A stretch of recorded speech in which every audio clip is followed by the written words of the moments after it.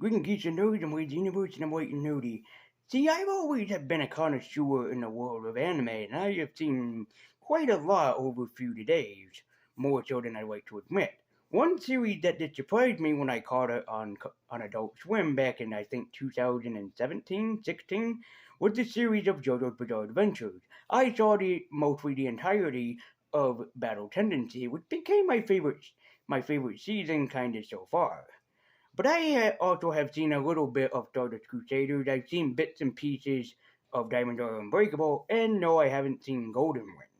But I've never seen Phantom Blood either, which is where the series began. JoJo's Bizarre Adventure is created by Hirohiko Araki, who is still doing the series to this day.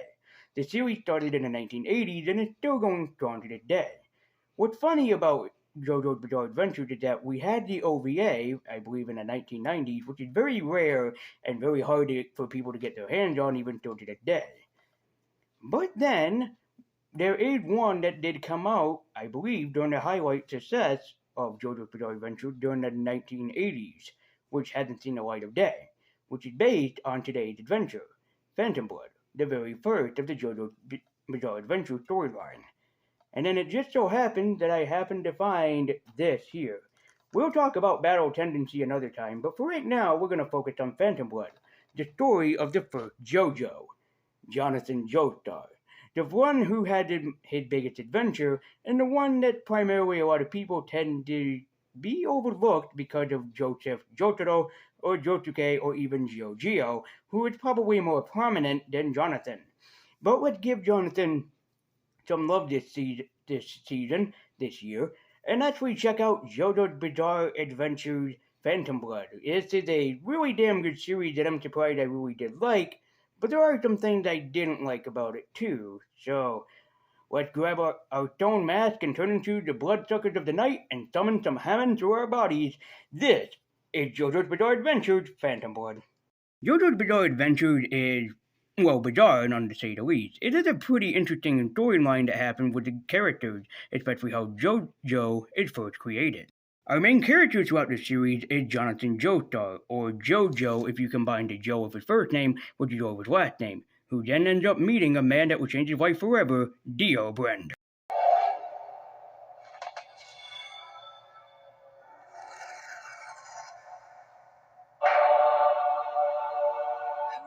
The series is very prominent on showing us the differences between Jojo and Dio, the two opposites of kind of a similar coin, so to speak.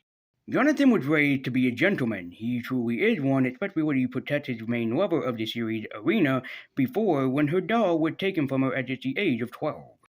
While Dio is a gentleman, his opposite side of the coin is that he's a devil in disguise. He will do anything and everything for power and to get more of it, and he doesn't care who gets hurt along the way. But at first, the series is great for showing off how Jonathan and Dio relate to one another. Sure, there may be different sides of the same coin, but there are some similarities that they do share. They do their best for their adopted father, George Joestar, who happens to be fallen ill because of some reason, but we find out the reason is actually Dio Brando. Dio believes that everything in the Joestar heritage belongs to him, and he solely believes that he is the proud owner of everything that will be handed to him, except one problem. Dio's only quest is to activate a stone mask that has mystical properties. Only the Joestar family had picked it up from earlier adventures of their lifetime, and they don't know what it does. But by the activation of blood, we find out that the stone mask can turn its wearer and user into such a vampire, thus beginning the bizarre adventures by the third episode. Every episode from then onward focuses on the two main characters, Dio and Jojo, Jonathan Joestar, and his quest to defeat the living vampire. Though while Dio is immortal, his quest will not be easy, for as long as Dio reigns supreme and he is powerless to stop him, nothing can be done to destroy Dio, the living devil. Even with his trusted sidekick Arena, who would later on become his wife, Jojo seems pretty powerless but trying to figure out how to stop an unbeatable evil that suddenly changes his life. He eventually manages to do so with the help of one man, Baron Zappelli, who teaches him all the magic of a magical ability known only as Haman and its magical properties. Look at him, Arena! His legs!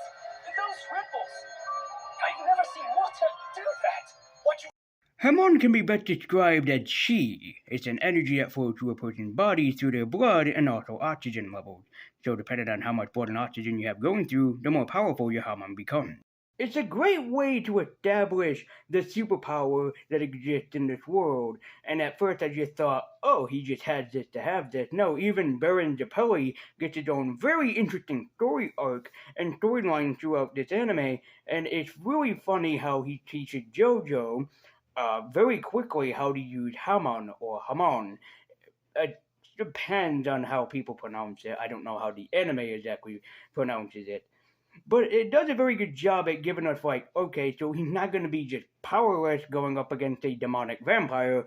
He actually has, something that he can actually use in his arsenal to go up against a living vampire. Because you wouldn't exactly expect him to go hand to hand combat against a vampire. Which they actually prove that with this version, especially Dio or just any version of JoJo, that it's not a common vampire because crosses don't work, fire barely works. The only thing that does work is sunlight. So it kind of seems that like Dio is technically like Blade in a sense, except Blade's weakness not being, the bloodthirst or bloodlust. It is instead the sunlight, which would be very difficult, to do. But they're trying to establish that that Dio is very much like Blade. Or if in the least not like Blade, he's like Jared Novak from Blade 2. I mean, the similarity is kind of concept. But the series really wants us to know that, like, the relationship between Jonathan and Dio, that while Jonathan is grown in power, so is Dio. So that final battle, when it actually comes, will be well worthy of a battle. But this series also was bringing in several more characters that would be later seen throughout the JoJo storyline. For example, the series also introduces another main character, REO Speedwagon, or Richard E.O. Speedwagon, that would be prominent throughout most of the series. This series also had some gorgeous animation going for it, and I think that the animation team behind it had a lot of fun animating a lot of the different fight sequences and also just animated sequences. JoJo is definitely not for everybody, and it really does prove to be bizarre because the storyline is kind of difficult to kind of follow through, and you have to be a specific fan in order to follow the difficult story with a huge variety in the cast. JoJo isn't bad, it's just unique, and the thing that makes it even more unique is the huge variety and cast of characters that each storyline introduces for our viewers to get used to. Every character feels unique, every villain is better than the last, every character has their own unique charm to them, and they all shine brighter in a different variety, which is great. My favorite thing probably about Phantom Blood is the fact that every character has the main play in the part of the story, that not one character matters more than the other. Even JoJo's mentor, Baron Japelli, gets a huge fight and a good story arc to him that makes us care about him even more than we already do. And in fact, when Japelli gives up his life for Jojo so he can live on, have something to look forward to, have a life to live, I was shocked and almost in tears. And when that final battle came along, it was a well-worthy final battle to happen between Jojo and Dio, because it was a battle that was expected, especially for the both of them getting more powerful throughout the series. Like I said, this anime is great for hinting at two differences that happen between Dio and JoJo. We really need to get the differences across about how they not only were related in a way, but how similar that they kind of were, even though being opposite sides of the coin. Jonathan is a gentleman who will fight to and through for everyone and anyone, while Dio is a gentleman that will take life and not even care remotely about the life that he takes. Two similarities, but big differences to a similar side of a coin. Both gentlemen in their own regards, but one's a bigger monster than the other. So when that final confrontation actually happened, we were expecting a lot more to it, and that final battle was definitely, in JoJo's Bizarre Adventures, well worthy of being a great anime final battle. Because during the time, both Dio and Jojo were charged up enough to give each other one hell of a final battle, and the final battle would actually commence, and it was awesome. I, however, am not so crazy about the final episode, because yowzers, what a final episode it was trying to get everything together all at once. It goes to show us that the Jojo family will never have a happy life. They will always have an evil hanging over their head. The evil of Dio Brando.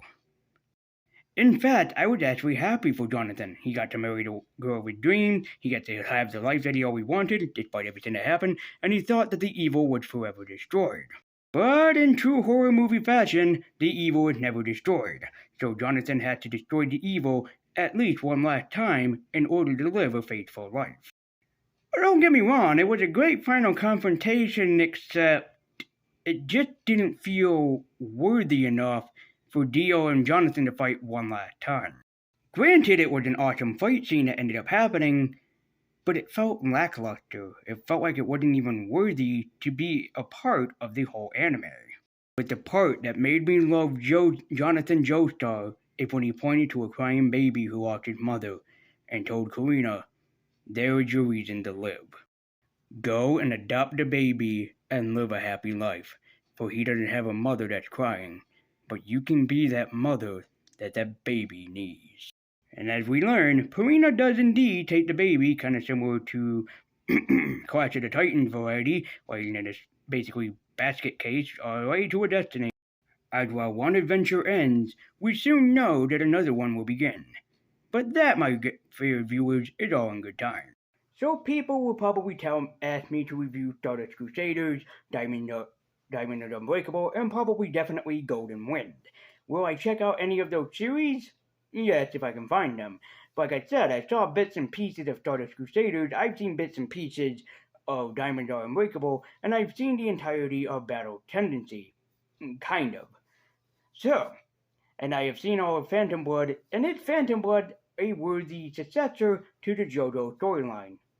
Abso-freaking-lutely. Jojo's Bizarre Adventure is fucking bizarre, of course, but that's because it's in the namesake. You care to care about Jonathan Joestar. You might not at first. You might think, Jonathan Joestar, he's a pathetic person to the story, to this bloodline. Jotaro Kujo and Josuke Higasawa, now they are the true successors of the birth line. Don't judge the book by its cover, and don't judge JoJo's Bizarre Adventures because you don't know what's going forward.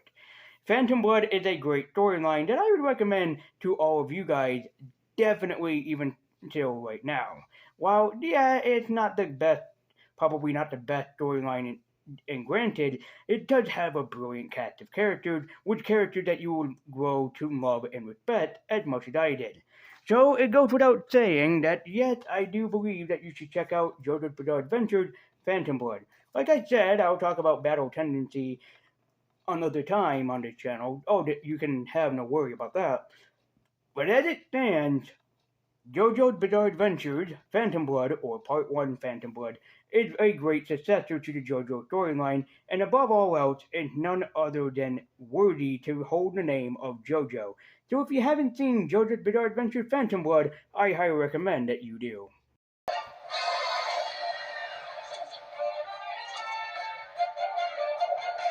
Guys, as always, thank you so much for watching. Be sure to like, comment, and subscribe. Follow me at Twitter with the link in the description down below. And I've been Light Universe, I've been White and Nerdy.